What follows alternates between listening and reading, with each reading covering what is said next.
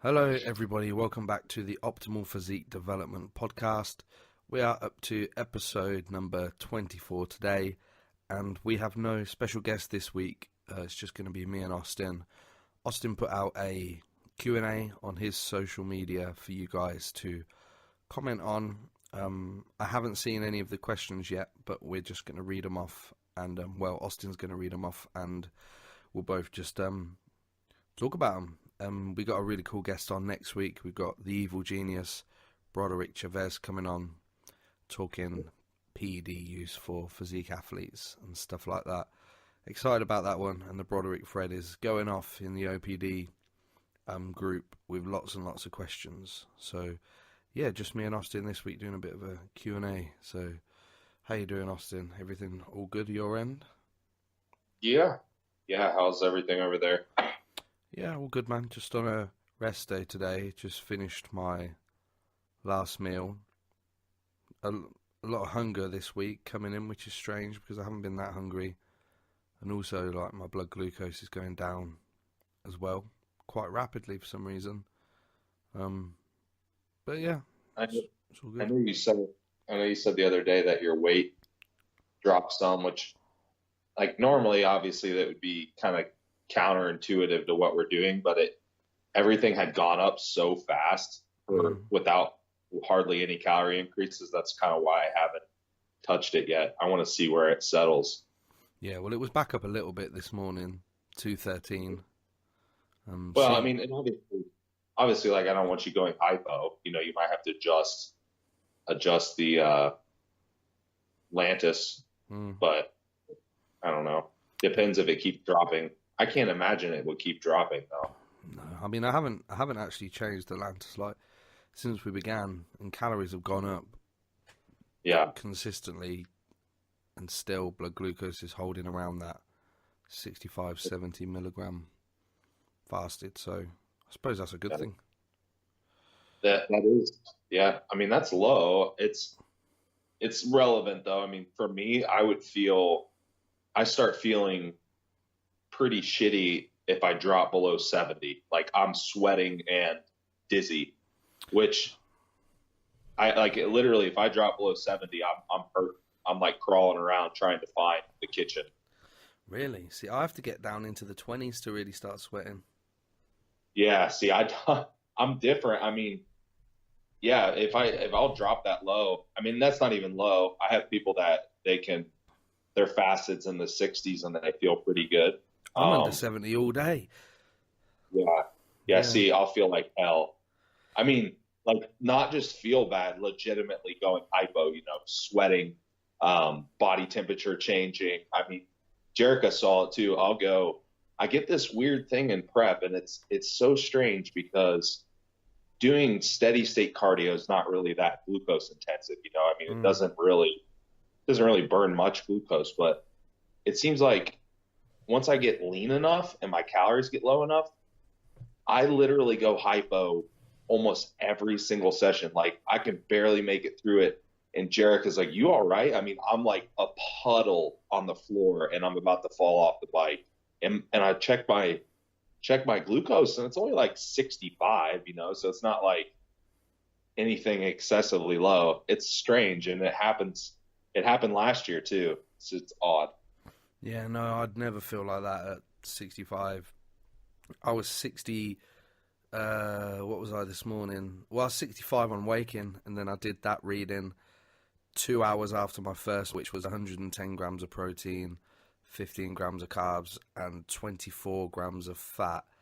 2 hours after that, I know it hasn't got any carbohydrates in it, but, there's a fairly high protein bolus there, which is insulinogenic. I think it was 64, 62, something like that. Yeah, but I'm sure there's something to be said about just how a person utilizes glucose versus lipids, and I think that we're probably a little bit different in that regard. So Definitely. I mean, fats do make me feel very kind of sluggish and drag, but I handle carbohydrates really well. Always partition the carbohydrates really well. So I'm looking forward to the carbs getting up a bit now. Yeah. I mean, we'll keep pushing them up, but we'll keep the fats down this time and see see, what difference it makes. So for sure. Yeah. Nice high protein intake as well. Keeping me satiated. But other than that, not a lot going on, man. Just feel like ass. How many weeks to go now? Let's see, what tomorrow's Thursday, right? So Saturday will be 5. I mean, 5's not, that's chump change, man. 5 will fly. That's nothing. Yeah, when you've been going for about 30. Yeah, I don't even know. I don't even know how many. We increased cardio a little bit today. Just you get to a point too, like where you feel bad and you adapt, like you acclimate to feeling bad. You know what I mean? So there's like a period there where you almost feel a little bit better just because you're used to it, and then it gets worse again.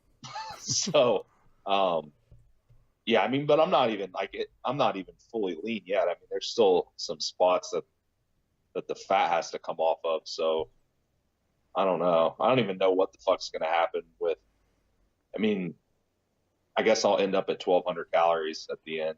Who knows?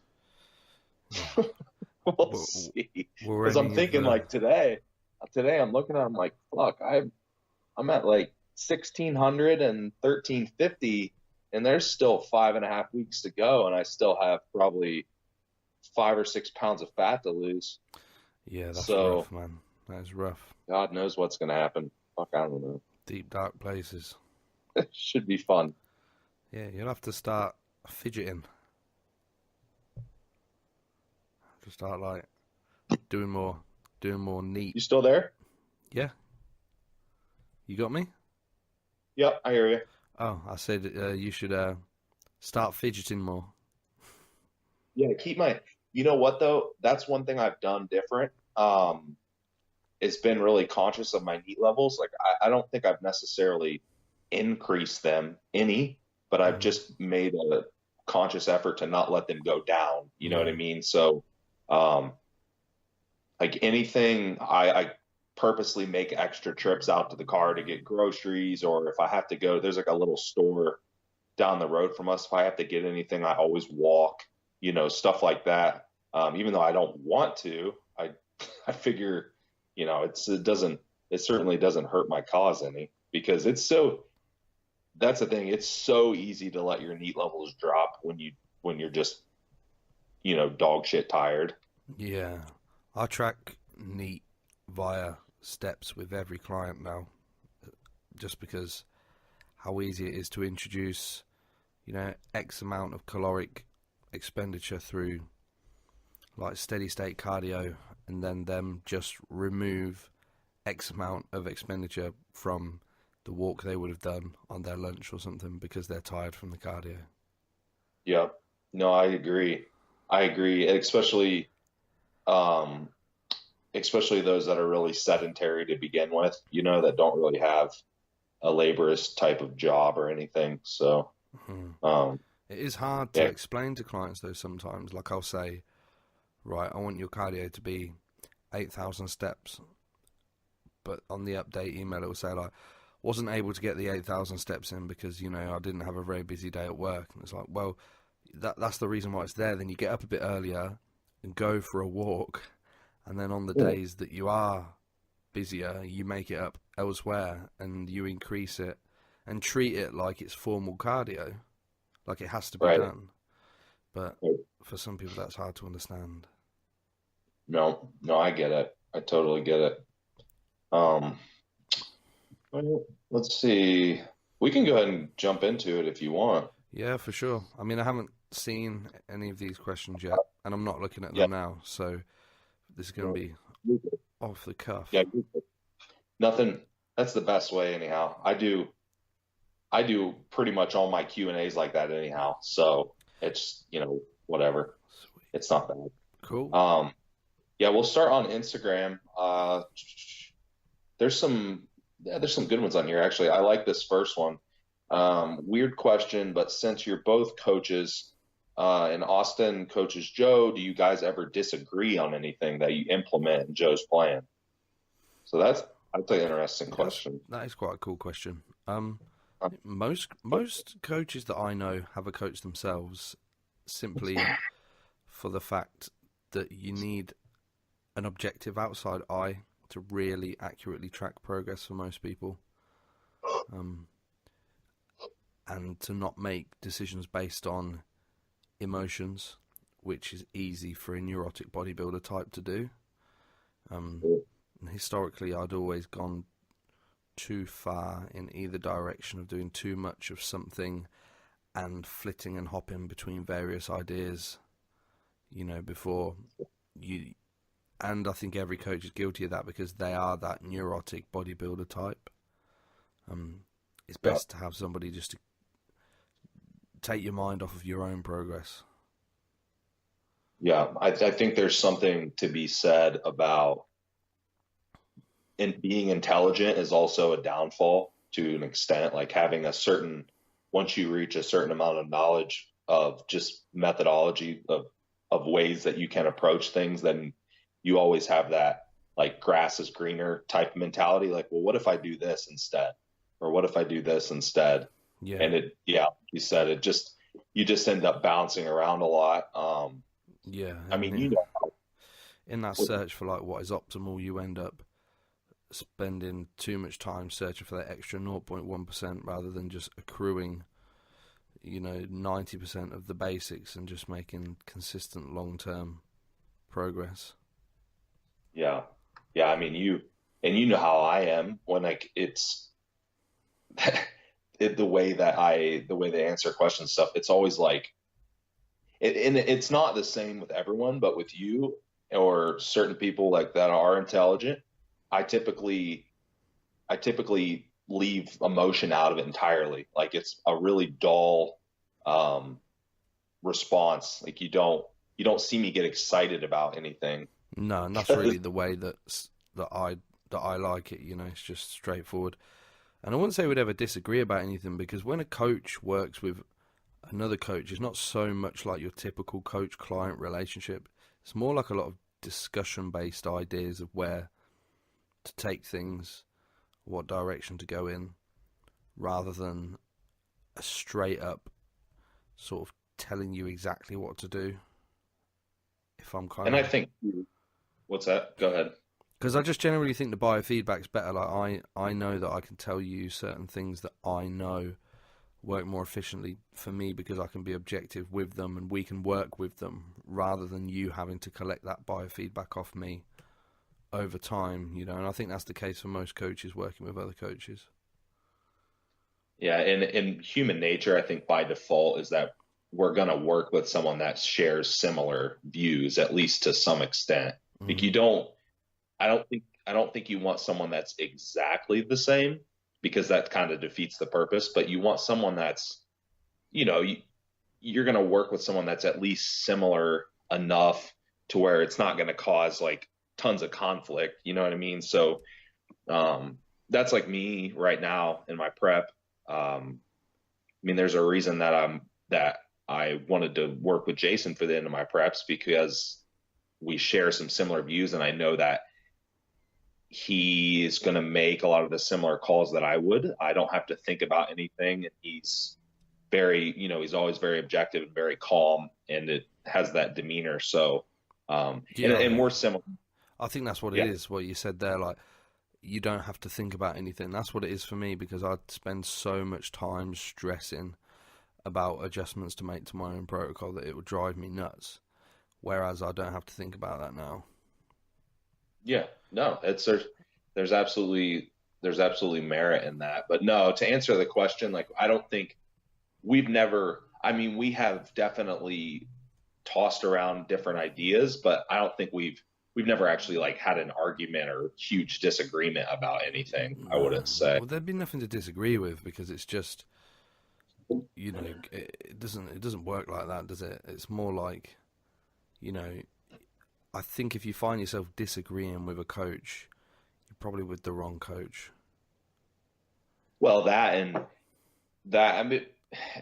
you just aren't. I mean, you do have to be open enough to ideas to take to take at least a little bit of criticism or a little bit of difference in what you would do versus somebody else, because if not, I mean, there's really no point in paying someone at all. Yeah. It's like, I mean, even just not just coaches coaching coaches, but like just the clients in general. I mean, how many people have you had, they sign up with you, then they want to be argumentative and combat everything that you say? It's like, well, what the fuck is the point? Yeah. So. And it's a similar thing to like why I pay you to coach Jasmine. For you guys listening, this is my fiance. We live together. I see her every day. I'm a coach. I work with girls that compete in the same category as her. But I would never be willing or open to coach Jasmine because there's too much emotion involved between us, and there would never be logical or rational decisions being able to make on criticism, because I know that she would take my criticisms, but maybe that's the wrong word, emotionally, because she cares what I think about her, whereas I can pay Austin to have that responsibility, and he's just an objective eye. There's no emotion involved there. It's a similar thing. Yep. Rather than just reflecting it on yourself. But yeah, that's a really cool question. I know we went off track a little bit, but yeah, that was good. Let's go ahead and next one. What are your thoughts and opinions on food rotation, how to optimize your digestion in a building phase? What are the signs to look out for when digestion takes a hit? I'll do this one first, then we'll just rotate here. So, cool. I mean, the obvious benefits of food rotations is just less chance of, building a food intolerance. I think it gets a little bit overstated sometimes. It's not, you don't necessarily have to rotate your foods every day or even every week or anything. And frankly, I just don't think for a lot of people with their schedules and lifestyles that that's really practical. So if I'm concerned about someone eating the exact same thing for just ridiculous amounts of time, then typically what I'll suggest is let's rotate on maybe like a monthly basis or, every few weeks or something. And it doesn't have to be every food source. It's like, let's say, you're eating this certain fat source and these protein sources. Well, let's rotate just a few of the foods but keep those in for the next few weeks, because a lot of people aren't grocery shopping every day. It's not like, oh, today I'm buying fish, today I'm buying chicken, today I'm buying beef. It's like they don't have all of those things at their disposal in their house, and they're not going to want to sit there and rework their macros and everything every day. So I don't think that people need to rotate on a daily basis or even weekly basis. You certainly can if you want. I do think there are actually downsides to that, especially like he mentions building phase, but in a prep, there definitely becomes a point where I just don't even want people to rotate. As long as everything's digesting good, I'm just like, eat the same thing, because I'm going to know exactly, exactly how you're tolerating things. I don't have to worry about something causing some GI fluid retention or anything. I don't want to have to guess. So yeah, that's kind of my take on rotating. As far as like signs to look out for digestion, I mean, that's pretty broad. I mean, if it's an acute situation where you eat something and you feel it, well, there's an issue. I mean, but all the typical issues, bloating, gas, just GI discomfort, brain fog, anything like that. That's really a broad question, though. Yeah, I agree with everything you said. I think like food rotation is something that like is some give and take on it, and you can take it way too far, or you can limit it to the point where it will be deleterious. Like, yes, there are advantages to getting multiple protein sources, like for greater amino acidemia throughout the day, or just different blood levels of amino acids at each feeding, various micro and phytonutrients from different vegetables and stuff. But this isn't to say you have to eat 12 different protein sources or 20 different fat sources for different omega-3 and 6 ratios and 20 different vegetables, because that becomes decision fatigue at that point, like you say, constantly having to retrack your macros and stuff.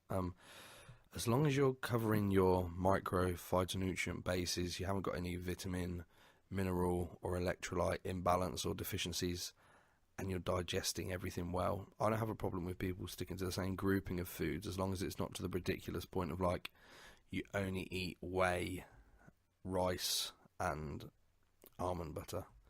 You know, there has to be some variation in there, but to the point that you're constantly rotating through different foods, no, just find what digests well for you and what you can balance electrolyte, microphytonutrient wise, and provide you with everything that you need, and stick to that. You know, I mean, if I have a client that digests white rice really well, which most people do, and they want to use that as their only carbohydrate source outside of vegetables, then fine, I don't have a problem with that at all, because all bases are covered elsewhere, you know. Yeah. Yeah, and I do something kind of similar with my food rotations. Like I'll just rotate within the same group of foods. Like I'll have, maybe there's 5 or 6 protein sources that I like. There's 5 or 6 veggie sources that I like. There's 5 or 6 fat sources. You know what I mean? So I'll just rotate. I'll just rotate within those. I mean, I don't.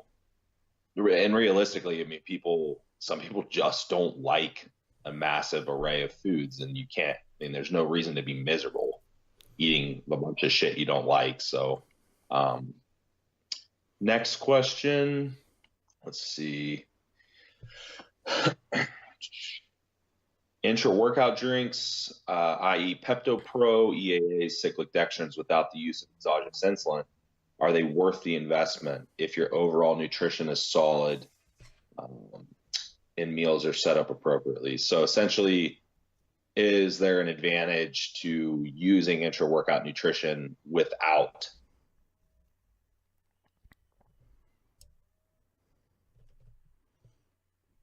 You still there? Do I have you? Yeah, you've popped back now. I got you. So, is there an advantage to using intra-workout nutrition without exogenous insulin? Is that the question? Yes, sir. Go ahead. Okay. Well, worth it is going to be a very situational thing here within that capacity. Whether it's worth it to use, very going to be dependent on your goals and your budget. If you're trying to optimize your nutrient timing setup, cost isn't an issue. I say a lot of these things are quite cheap these days. Then yes, absolutely, it's worth it. You don't need to use exogenous insulin to take use of that peri-workout increased amino acid and glucose sensitivity window. You're going to secrete endogenous insulin by drinking the highly branched cyclic dextrin that you mentioned anyway. You're going to be sipping EAAs, which are pre-digested, going to go straight into the immunopool. I know whoever asked this question mentioned Pepto-Pro. I wouldn't bother with Pepto-Pro. The gastric emptying is actually worse than a whey isolate. I'd stick with a whey isolate for a greater rate of gastric emptying. Highly branched cyclic dextrin is great. It's got a really high molecular weight and a really stable insulin response. It's not dependent on exogenous insulin. Yes, exogenous insulin is going to have a greater nutrient partitioning effect, but your pancreas will still be putting out insulin, and you'll still be preferentially partitioning those carbohydrates and those amino acids, as opposed to placing them at other points of the day, because your sensitivity during resistance training is going to be greater than any other time of the day. Intra-workout really is my favorite place to put amino acids or carbohydrates, and I will keep that in there with any client as long as possible, even deep into a prep. I will keep that in there as long as possible. Is it worth it? It's up to you. Can you afford it? And are you trying to optimize everything? Does it fit in with your lifestyle? Stuff like that. If yes, then absolutely. It's not reliant on exogenous insulin at all. Yep, I would agree. The only thing I'd maybe add is just from in an off-season situation or a high caloric surplus, it could just be a more practical way to fit more calories into, into somebody's daily intake. So that's, that for some people that's important. They're eating a ton of food. They need to fit some extra protein and carbohydrates in, and that's a great place to do it because, as you said, gastric emptying is fast. They digest really easily. So there's not really a lot of downsides. And like you said, I think now there's so many brands and a lot of it's readily available in bulk. And I really don't see a reason you shouldn't use it unless it's just strictly budget. So, next one, I'm beginning a fat loss phase. Would you ever increase leg training frequency instead of adding cardio sessions?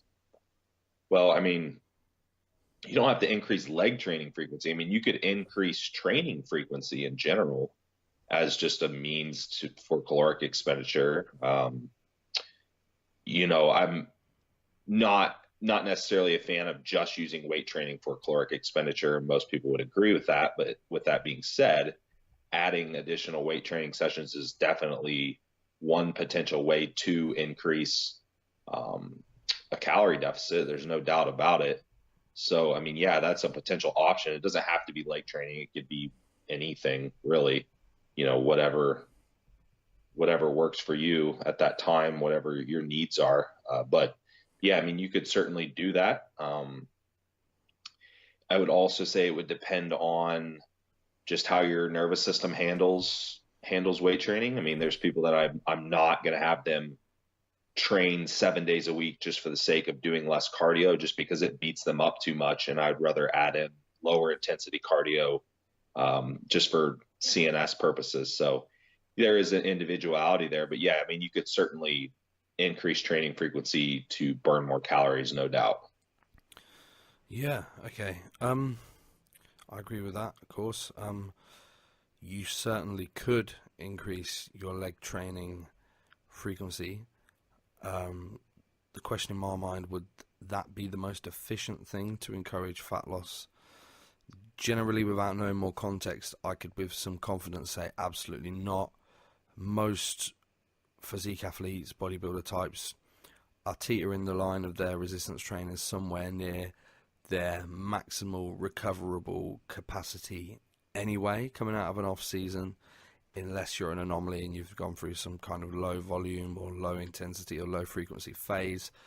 So you couple increasing your leg training frequency with a reduced recovery ability due to less calories, and you're setting yourself up for a pretty dodgy situation in terms of fat loss by increasing sympathetic drive return, overreaching a lot earlier than you'd like to, total tension dropping because of your strength loss.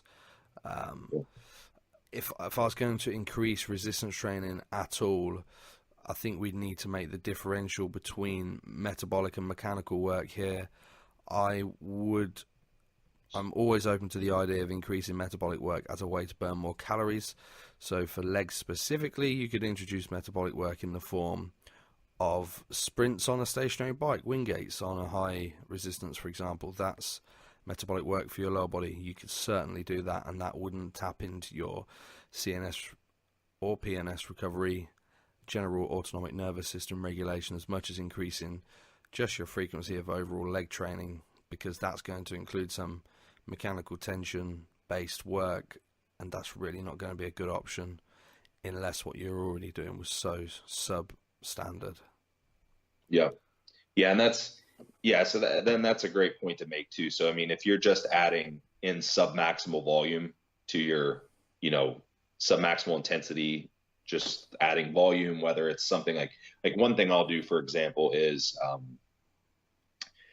sometimes I'll add in giant sets or something similar to that at the end of a session, just for simply to add more volume, burn more calories. It's metabolic work. It is submaximal. It's not really breaking down tissue a whole lot. And it's not as boring as necessary, as getting on the treadmill or doing sprints on the bike. It's just a little bit more entertaining for people. So that's something that I might do. But if you're just, if you're just increasing the amount that your squat volume and your deadlift volume and all these compound movements throughout the week, you're going to end up overtrained. Yeah. Like you said, I would totally agree. Yeah. Not to mention resistance training is absolutely rubbish on the scale of caloric expenditure compared with like metabolic sprint based work, or even just increasing your expenditure through what we were speaking about, NEAT and stuff like that.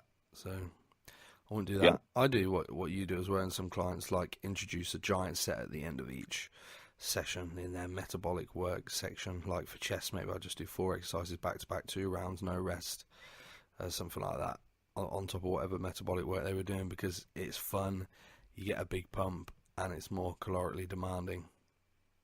Yeah, Yeah, I would agree. cool. Next, okay, let's see. We had a couple more here on Instagram. Next one. What are some qualities that you look for in an athlete that will make your relationship with them an ideal one? So that's a pretty broad question. Yeah. Do you want to tackle it?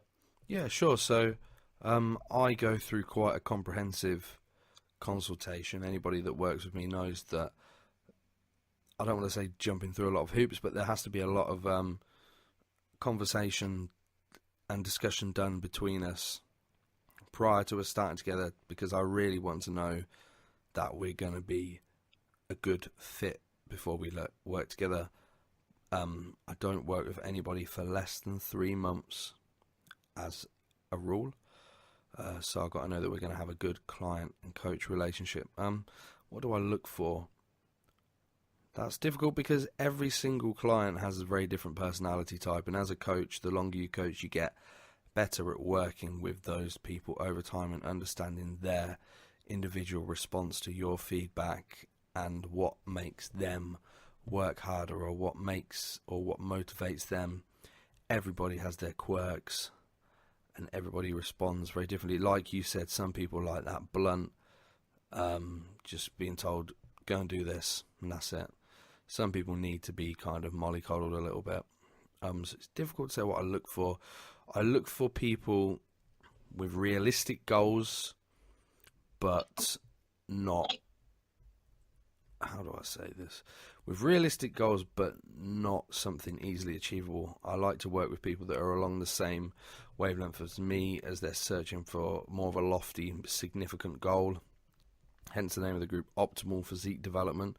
So people that really want to dig deep and make a change are the people that I'll preferentially work with. That doesn't mean pushing anything specific, but they want to make a big change and they're willing to commit. God, this is a really difficult one to answer, because I'm trying to think of all clients. What do I look for? Good adherence is something I look for.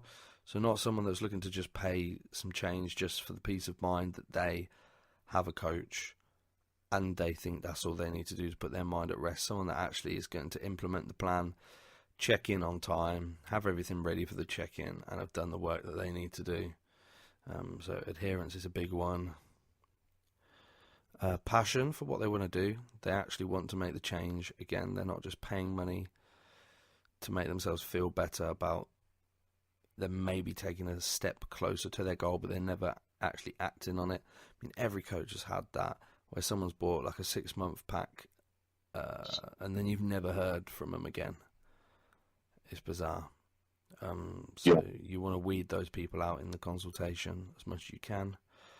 Apart from that, there's not much I can think of, really. Just people that you click with when you talk to, because I'll video call or audio call everybody, as well as a lot of follow-up emails in a consultation. And, just somebody that you get on well with and you click well with, and you know that you're going to have a good working relationship, and they share, similar values to yourself, I guess. That's a really difficult one to answer. Yeah, it is. It's one thing that you said in there that I want to reiterate is, the longer you do this, your ability to work with different personalities does get better. So I think that, and people, anyone that's listened to me talk about just the psychology end of things, I think a great quality of a coach is to be adaptable and to be able to work with different personality types. So that's not to say that we are necessarily working with people that like to have the poor qualities, like you said, that don't adhere, that just want to pay for peace of mind. Like those things aren't really coachable, so it's a different story, but that's a good point. Just a client that is coachable. I think that's a really good summarization. Yeah, you have to be coach. You absolutely have to be coachable, and it doesn't mean that you have to have certain personality traits. I think there are some, but um, but yeah, I mean, heck, I could I can say with confidence that I have a massive amount of different personality types that I work with, and it works well with all of them. It's just I approach them all differently. We've talked about that on the show. I actually did, for those of you that listen to the other podcasts that I'm on, the Mind Body broadcast, we did a whole entire episode on traits or basically how to be a good client. So that was, I don't even know if we put that one out yet, but that'll be a good one for anyone to listen to. But yeah, I mean, there's not a lot of specifics. I mean, because people are who they are, their personality is what it is. It's just that they have to be coachable. That's the bottom line. So next one, I think is one more on Instagram here. So, okay. When in prep, would you say the importance of protein distribution across the day increases as the prep progresses? Okay. So not necessarily. I mean, we know there's a certain threshold we need for muscle protein synthesis, and just we have a general idea of how long we can space out meals and things of that nature. So, I mean, as long as you're maximally stimulating muscle protein synthesis, and unless you're really, really small and you're only, unless you're like a really small female that's not taking in that much protein, pretty much anyone's going to be taking in enough protein that if they just spread it out relatively evenly throughout the day, they're going to stimulate protein synthesis at each feeding. They shouldn't really have an issue doing so. And then as far as, there's so much research on meal frequency too. And we know that as long as you're eating, every 3, 4, 5 hours even, you're probably going to be fine in terms of stimulating MPS. So no, I mean, I wouldn't say that it's any more important than any other time. Just follow those basic, or following those basic guidelines. Again, as long as you're taking in, even if you're a 150-pound male and you're only taking in 1 gram of protein per pound of body weight, I mean, you're still going to have enough there that you can stimulate muscle protein synthesis in all your feedings. So shouldn't really be that difficult to do. Yeah, completely agree with that. I don't think it makes any difference at all. I don't even think it makes a difference if you space it differently throughout multiple days. I think there's a new study on that as well. So no, it's not something I'd be stressing about at all. Okay, so let's jump over to Facebook. All right. Can you give some recommendations for electrolytes in peri-workout nutrition? It's pretty warm where I am right now, and my t-shirt looks like I'm losing a lot of minerals.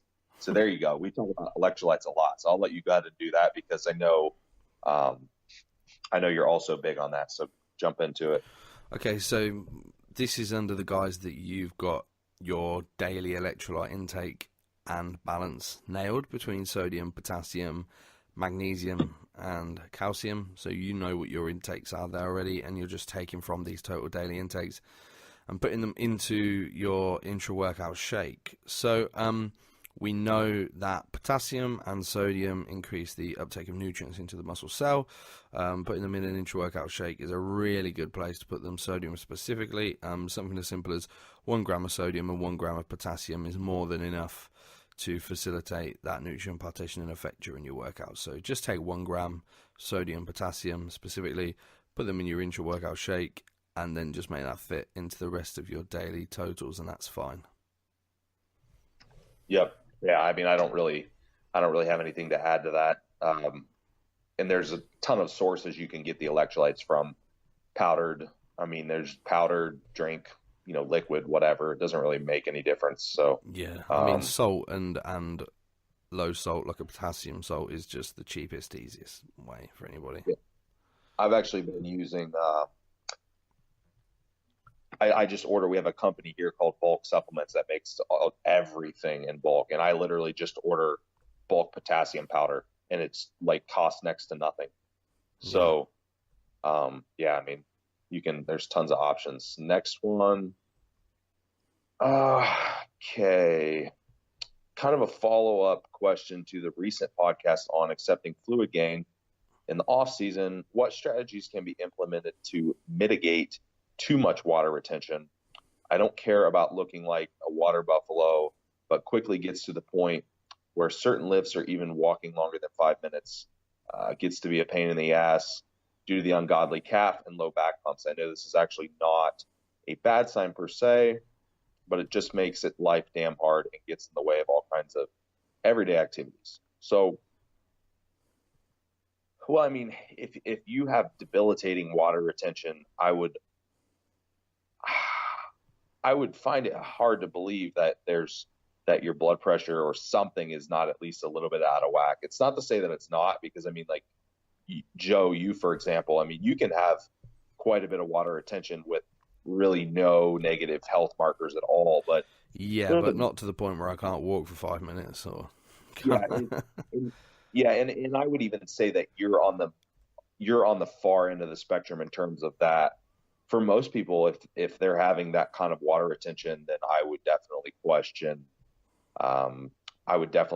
kidney function or even high blood pressure. I mean, because people don't realize is that even just, it doesn't take a ton of blood pressure elevation to cause water retention like that. And if you're also taking in high amounts of calories, especially carbohydrates, I mean, you can really pile on fluid, and depending on what your hormone environment's like, as far as like exogenous hormone use, I mean, I'd probably look at, like I said, your health markers first, and then address the other things. If it's an issue of something you're taking, switch the compound.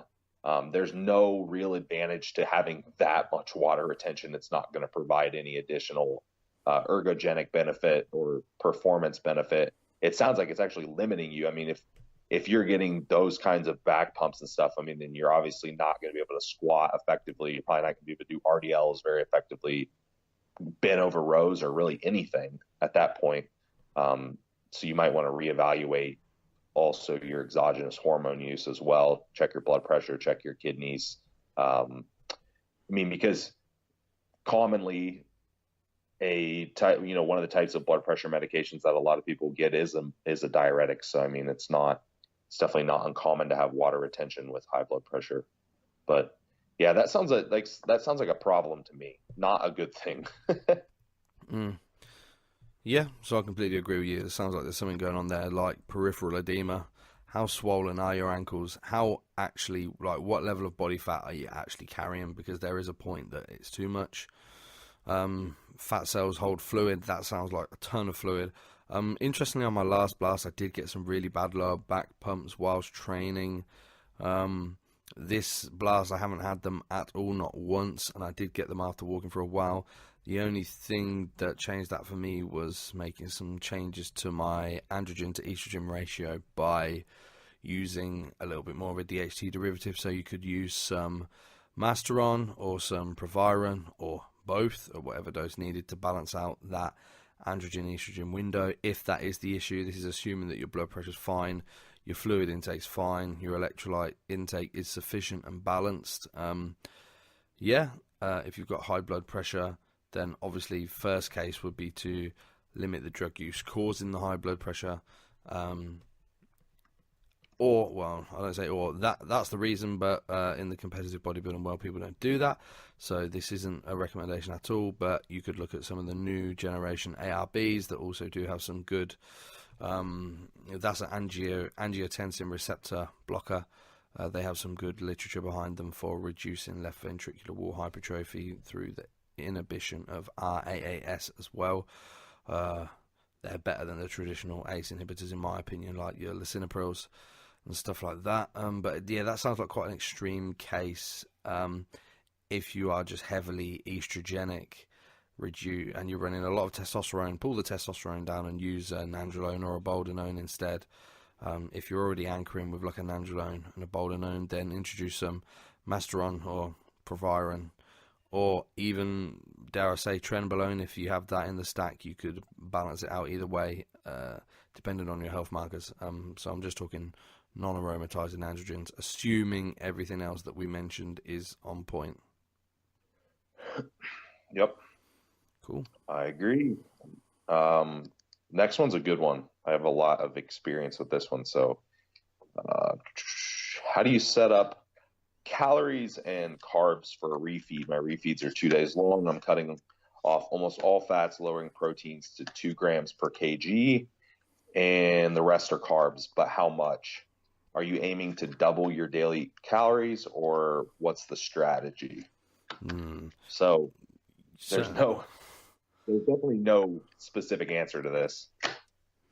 The only basic answer I could really give to that is assuming the situation here is like a prep or a fat loss phase where you have some kind of impaired metabolic function. So you're using the clue here is the multiple day refeed for me. So you're using this multiple refeed day to offset some of that negative metabolic hormonal adaptation via the thyroidal axes or ghrelin or whatever it may be.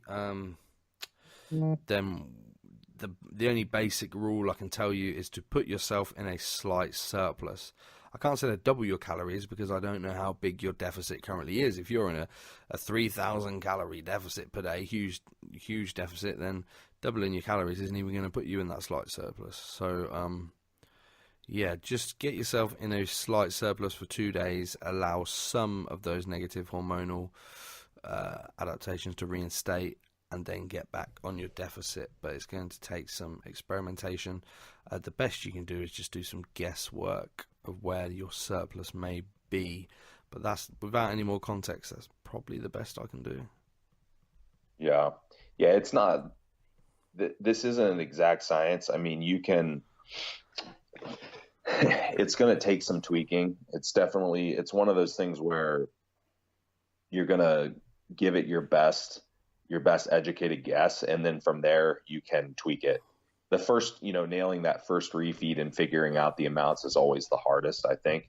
But once you get beyond that point, you can kind of mess with it and figure it out. And there's other things to consider here too.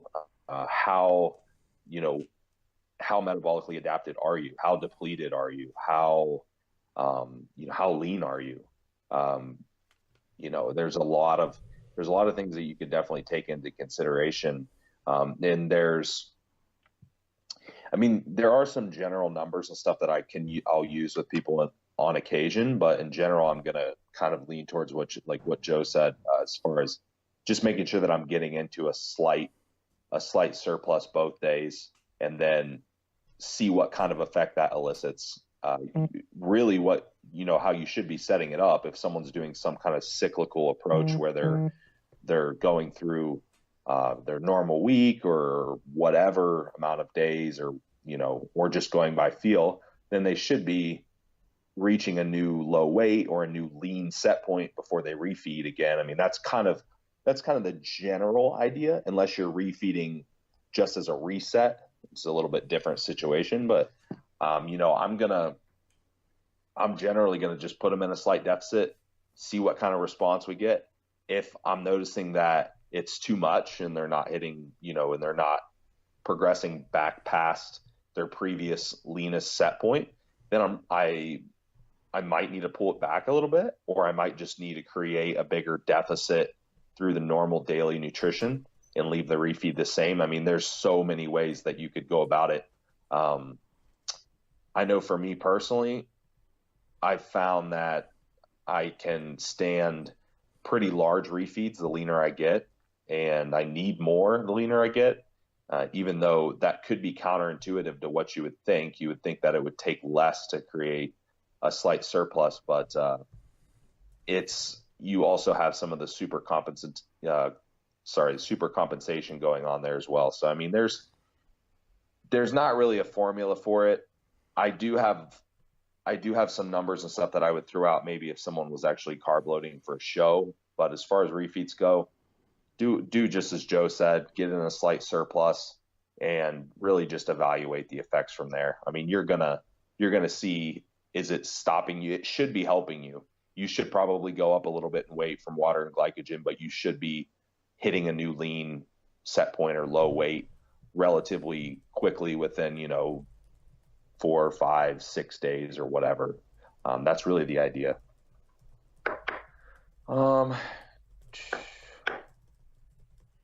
Last question. Oh, it's from your missus. Is it?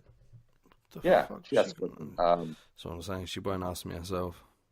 That's an easy one. This is our last one. I'll tell you what she said to me yesterday. She said, "I just want to tell you that I think I take what was it? I don't take advantage of how much knowledge you have or something." She's blowing smoke in my ass, but she never says stuff like that. She's like, I should really ask you more questions and stuff, because she doesn't ask me anything. She doesn't tell me about what happens with your check-ins or what she's doing diet-wise or anything. We don't talk about it, And she always asks. It's like when she asks you questions, I think, why don't you just fucking ask me? Yeah, I've gathered that. I've gathered that on certain things. I mean, I don't say that because obviously you pay for the service, so it's no burden to me. But at the same time, there's some really little minute things. I'm like, man, you could have just asked Joe. Yeah, like we sit next to each other all day. She could have just said, hey, she wouldn't. It's not like she's asking you. You're not making changes to the plan. It's just basic. Yeah, I mean, no, she's like that. They're very proud. That's all right though. It's maybe she's turning a corner here. Maybe. Last one. Her question is negatives, if any, to donating blood while in prep. So, yeah, I mean, there's not really any negatives. No. The only downside the only thing that I would say is if someone's very, very lean and they're extremely fatigued and not feeling well at the end, I would just be cautious of doing that. You don't want it to interrupt your day as far as your training and cardio and things that you have to get done in your prep. I mean, I wouldn't and it depends on the person. I mean, everyone feels a little bit different, but personally, I wouldn't donate blood 2 weeks out just because I'm probably doing cardio probably twice that day. I probably have to train and do all those things, and that would just fuck up my whole day.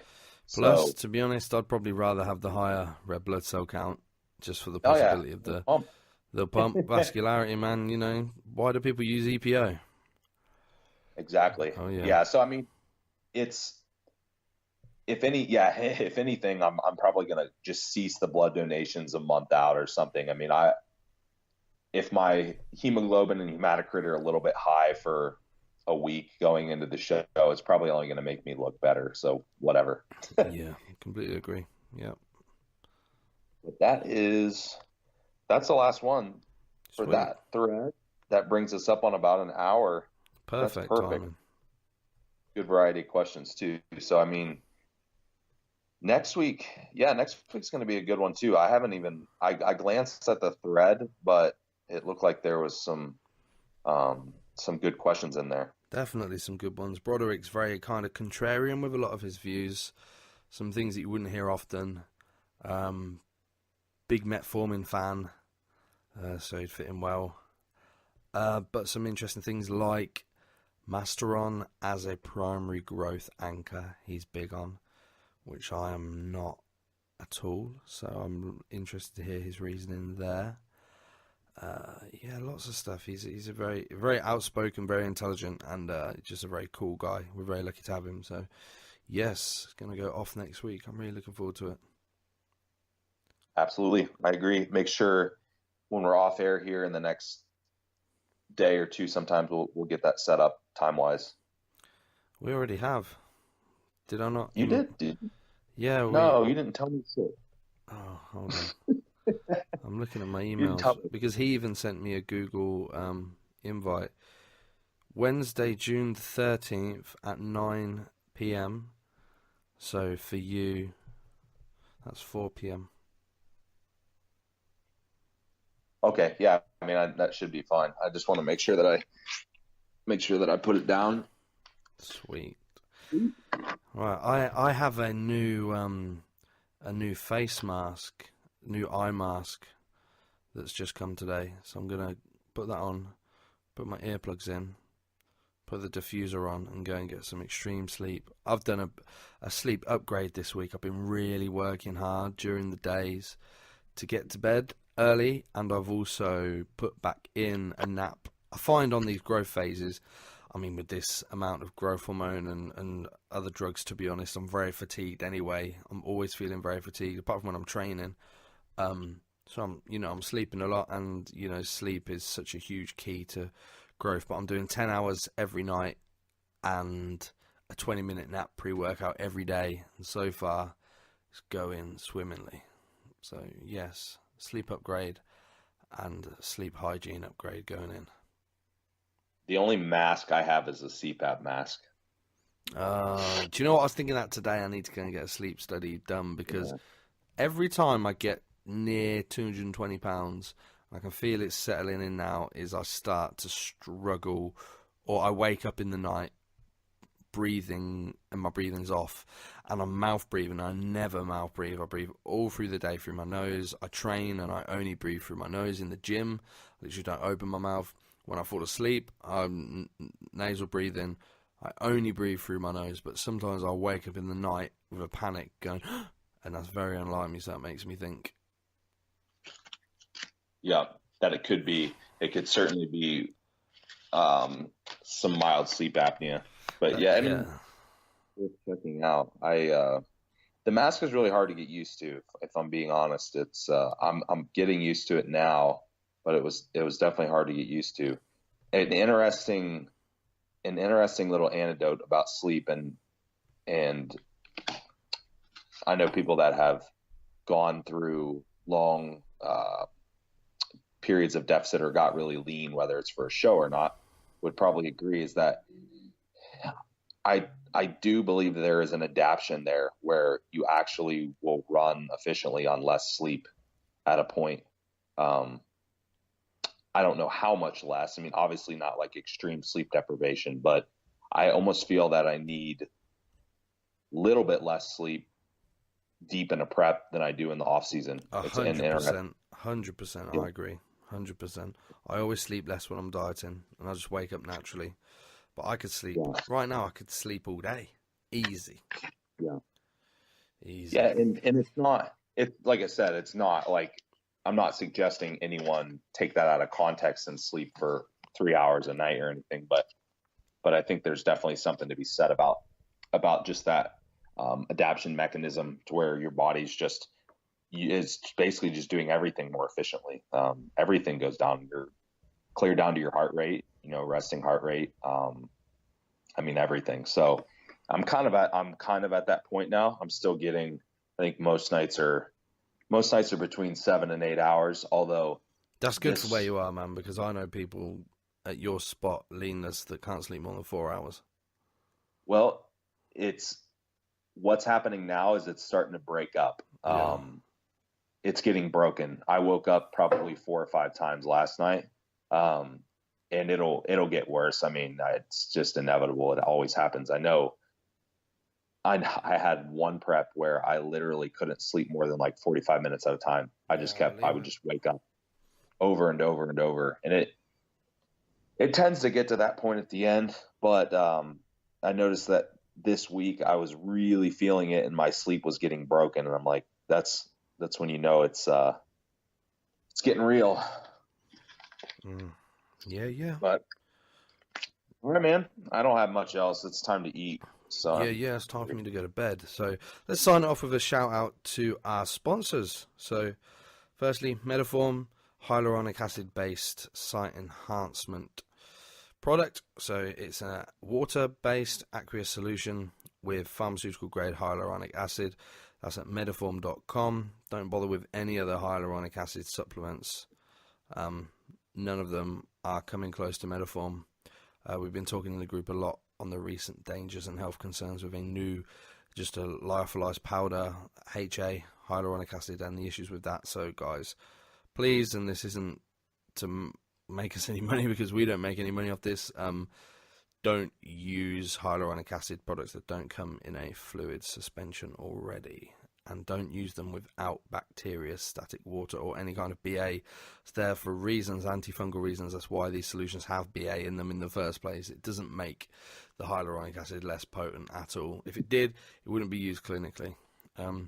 Also, shout out to KOMPAK, KOMPAK.store, KOMPAK.store, your one-stop shop for all of your competitive needs. And shout out to all the KOMPAK girls that competed at the PCA show in Aldershot last week. You all did wicked. And Team Metal Clothing Co.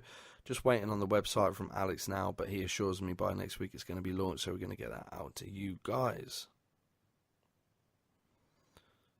Yeah, man, that sounds good. Also, I was going to add, everyone keep an eye out for just more updates on the new Mediphorm rapid loading product. Yes, yes. UK guys, it's on the way. It's on the way.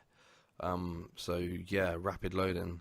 Got a couple of pre-orders from my clients, I know. In fact, it's probably already sold out, to be honest, but it's worth sending Sam at Mediphorm a message, because maybe it hasn't, although I doubt it. But yeah, rapid loading. I'm excited to try it myself, actually. I've got some coming. I'm going to put it in these pecs, or I'm going to apply it to my pecs, I should say. I told Sam too. I was like, hey, I need to guinea pig this for the last month of prep. Oh yeah, Mediphorm and prep is like a marriage. I love doing it in clients. Just keeps everything so full, no blurring. You know, once that water and just a little bit of localized inflammation clears, just pops. You know. Yeah, absolutely. Just as a maintenance, maintaining fullness, especially like in weaker muscle groups, it's definitely a good tool. Yeah, so I'm using it in pecs, side delt. I wanted to use rear delt, but I can't reach, and Jazz won't apply it for me. Long head of the tricep and both bicep heads. I've been doing that for the past 2 weeks. I didn't do it for ages. Done it for 2 weeks now, and I'm loving it, man. The pumping training and just the constant tightness is awesome. I love it, man. Absolutely. So, yeah, guys, keep an eye out for updates on the new RL product and Metal Clothing Co. updates, hopefully soon. But that's it. Good stuff, man. All right, enjoy your meal. I'm going to go and get a kip, and I'll chat to you later. And guys, thank you for listening as always. Keep your questions coming in for Broderick next week, and yeah, I'll catch you guys next week with Broderick.